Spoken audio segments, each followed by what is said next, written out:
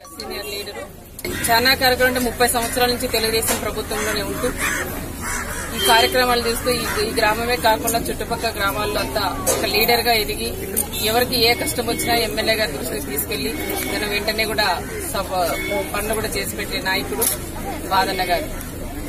కానీ ఈరోజు చాలా దురదృష్టం, అంత మంచి నాయకుడిని 10 సంవత్సరాలు గవర్నమెంట్ లేకపోయినా కాపాడుకున్నాం. ఈరోజు మా ప్రభుత్వం ఉండి ఈరోజు బాధను మేము కాపాడుకోలేకపోయినామని ఒక బాధ అనేది ప్రతి ఒక్కరిలో కూడా మిగిలిపోయింది.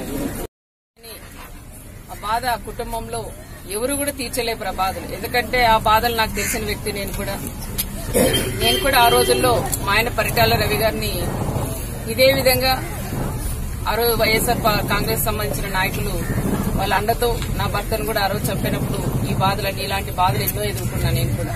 ఈరోజు ఆ కుటుంబంలో ఏడుస్తా ఉంటే ఒక్కసారి నాకు కూడా 2005 మళ్లీ గుర్తొచ్చే పరిస్థితులు ఈరోజు ఏర్పడినాయి. ఎప్పుడు ఇలాంటివంటే మా ప్రభుత్వం వచ్చిన తర్వాత ఈ హత్యలు ఇలాంటివన్నీ కూడా ఎక్కడ కూడా జరగలేదు. కానీ మళ్ళా ఇవి స్టార్ట్ చేస్తున్నారు వైఎస్ఆర్ పార్టీ వాళ్ళు అనేది ఇక్కడ మనం చూస్తుంటే తెలుస్తా ఉంది. చిన్న గొడవని ఇది పెద్ద రాద్ధాంతం చేసి మనుషులను పోగొట్టుకునేదాకా తీసుకొచ్చుకున్నారు.